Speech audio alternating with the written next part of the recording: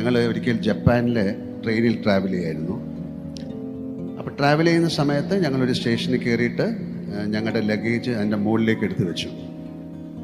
അപ്പോൾ എടുത്തു വെച്ച് ലഗേജിൽ നിന്ന് തിരിച്ച് ഇങ്ങനെ കൈ എടുത്തപ്പോൾ കൈക്കകത്ത് മുഴുവൻ ഡസ്റ്റ് പൊടി ഉണ്ടായിരുന്നു.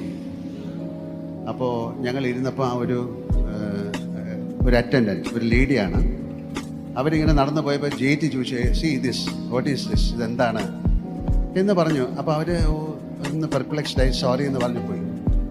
ദെൻ ഹീ സെഡ്, ലാൽ നോക്കിക്കോളൂ, ആരെങ്കിലും വന്ന് ഇതിന് ഭയങ്കരമായിട്ട് സോറി പറയും. ഞാൻ പറഞ്ഞു നോബഡി വിൽ കം. കാര്യം എന്തറിയാം, എൻ്റെ മുകളിൽ ശകലം പൊടി എന്ന് പറഞ്ഞിട്ട് ഒരിക്കലും വരില്ല എന്ന് പറഞ്ഞു.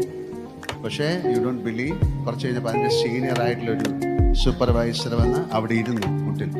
അയാൾ 5 മിനിറ്റ് സോറി പറഞ്ഞു. ഐ എം വെരി സോറി, ഞങ്ങളിങ്ങനെ ചെയ്യാൻ പാടില്ലായിരുന്നു, ഞങ്ങൾ കാര്യം അയാൾക്കത് ഭയങ്കര ഷെയിമാണ്.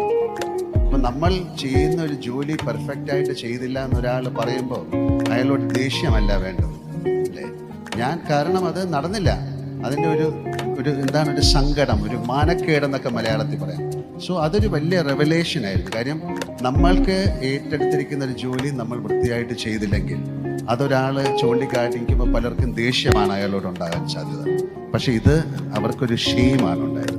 അത് പെട്ടെന്ന് നിങ്ങളോട് പറയാൻ തോന്നിയ ഒരു അനുഭവമായിട്ട് എനിക്ക് തോന്നി. So what ever you do it with Josh. And നമ്മൾ താരെങ്കിലും അത് തെറ്റാണെന്ന് ചൂണ്ടിക്കാണിച്ചാൽ അത് അക്സെപ്റ്റ് ചെയ്യുകയും അതിന് സോറി പറയാനുള്ളൊരു മനസ്സും നിങ്ങൾക്കുണ്ടാവണം. ഓക്കെ.